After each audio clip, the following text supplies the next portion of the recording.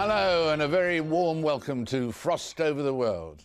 Later in the programme I'll be talking to that musical star Wyclef Jean, who this week formally pulled out of the contest to be Haiti's president.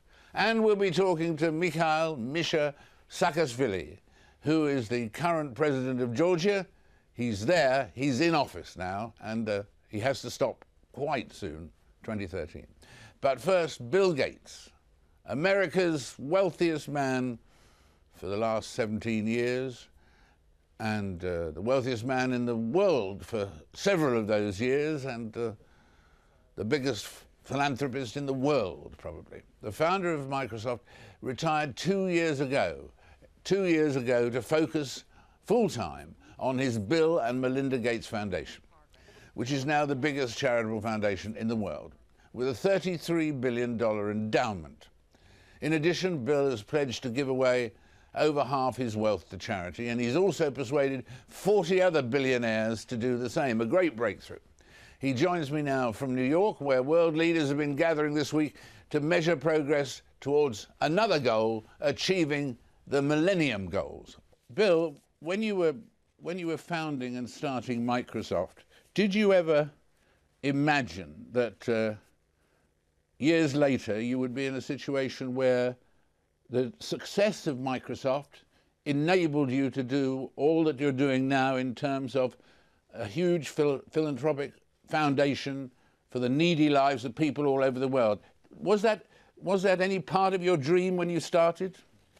No, my dream was to build great software and create a tool of empowerment that would let you get at information and to hire friends and really push the magic of the chip to do great things. And I was deeply involved in doing the best software and creating a software industry, creating a personal computer industry. And it was only very late into that the size of the company and the value of my ownership in it struck me as something I needed to come up with a plan for.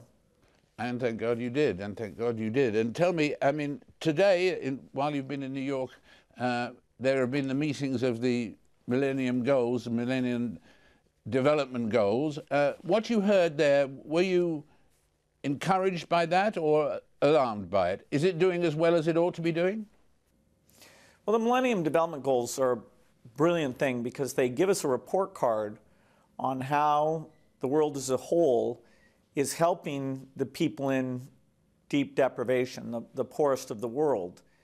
And by having that report card, we can make sure that all the resources, the United Nations groups, the different governments in these countries are doing the right things. And we can see where we're getting great results, learn from those, see where we're falling behind, and see what needs to be done.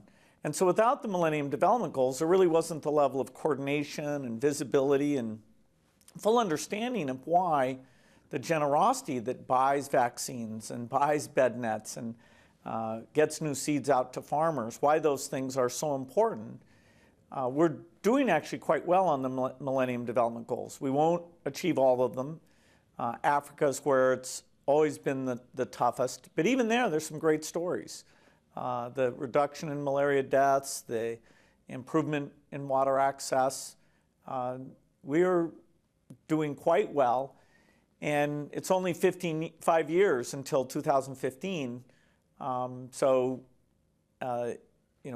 get the final grade there, but the job will go on with more energy because of how much progress we were able to make. Tell me, in terms of the foundation, in the battle against polio, we are very nearly at the point of sweeping polio off the earth. I saw the figures for 2008 were 1,952 victims in the whole of the world. So polio, that's almost a victory now, is it? Well, polio still hangs in the balance. I'm very optimistic. In fact, I'm spending a lot of time on polio to make sure that we raise the money and that we actually are getting all the pieces to come together and get those oral polio drops out to all the kids who need them. Even though there's a few thousand cases left, we have to keep giving drops to literally billions of kids so that it doesn't come back. If we let it come back, then it would be very difficult to get where we are right now. In Africa, it's in a number of countries, but Nigeria's been the biggest problem. In Asia, it's both in India and then over in the Pakistan, Afghanistan area. And so this year has been a good year. The numbers are down quite a bit in all of the key areas. So we're hopeful that over these next 3 years, we'll see the light at the end of the tunnel. We'll finish a number of these areas and be on track to get the whole thing done. It would be a wonderful achievement. You know, smallpox is the only disease that we've managed to go all the way, so this would become the second. And at the moment, then, the target would be what particularly next? And would the next target for sweeping off the face of the earth, if it's possible, would you say would be malaria or AIDS or something else? Well, there's some less visible diseases like guinea worm or schistosomiasis, where probably the eradication is quite a bit closer than for any of the major diseases. In the long run, malaria is one that we think with some new inventions, it should be possible. After all, malaria covered most of the globe. Europe had lots of malaria. The United States had lots of malaria. But now it's been reduced to mostly tropical regions, and almost all the deaths are in Africa. And so we're doing models to see what can happen. That's not anytime soon. That'll be decades before we get to it. The goal right now is to cut malaria deaths in half, and we're on track to do that because of the generosity in buying bed nets. The UK government has been exemplary in terms of putting a lot of aid into this malaria activity. In fact,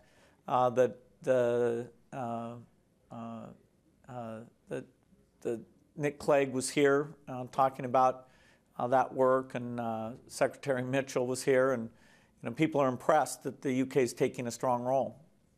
As you built up this incredible life story, this incredible journey, what's the best piece of advice you've ever been given that you cherish? Well, it's hard to say.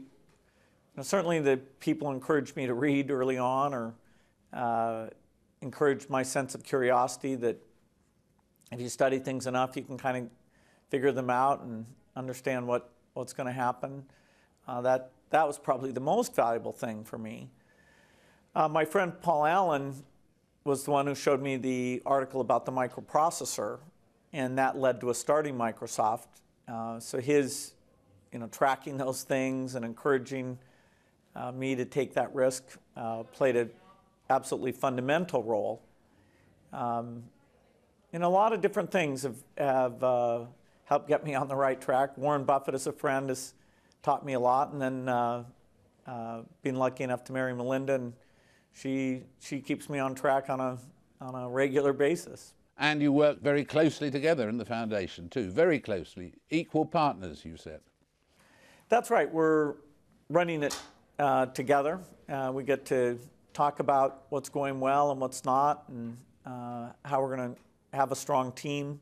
We've got a lot of other good people, but she and I are the co-chairman. And looking ahead, what do you expect as the next major technological development, invention in our world? Well, everything proceeds incrementally, so that today robots are a curiosity, and someday you'll see robots able to do a lot more.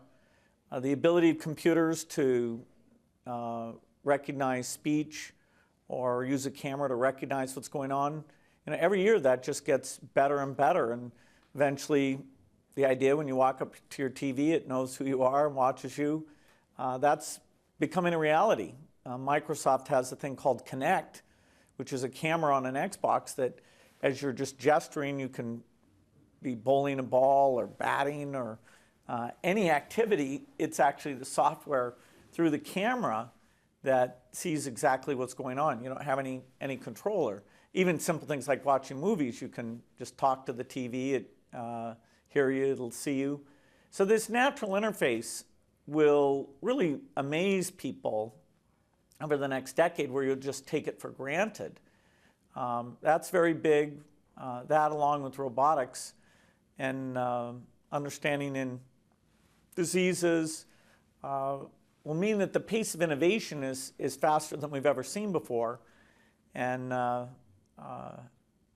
it's exciting that Microsoft still gets to lead in a lot of those things. And I stay up to date and follow it. But of course, my full-time work is on things like vaccines. So, a couple more vaccines, a malaria vaccine, an AIDS vaccine. I think of those as pretty magic technology, and I think we'll get those and surprise people as well. There were the fascinating statements from Stephen Hawking the other day about the fact that we no longer need God to explain the creation. Do those sort of statements affect your faith, or have you moved on from faith? Well, I think everybody forms their own views on these things. I think that's a fairly extreme view that it's not where I come from. Our kids are learning the moral teachings of the church. That's important to us. And my wife and I both grew up in families that took us to church. I think any way you look at it, helping out the neediest, every religion, but are just basic human ideas lead you to that conclusion. And that's partly why we can work with everyone. People who have strong faith and don't really do come together behind these causes. The golden rule is a pretty universal idea. Well, it certainly is, though perhaps there are some parts of the world where it's not quite as universal as it might be. Our huge thanks there for that whole conversation, talking to Bill Gates for his words and his thoughts. The words and thoughts in a moment of Georgia's President Saakashvili, dynamic, controversial, joining us in a moment after this break.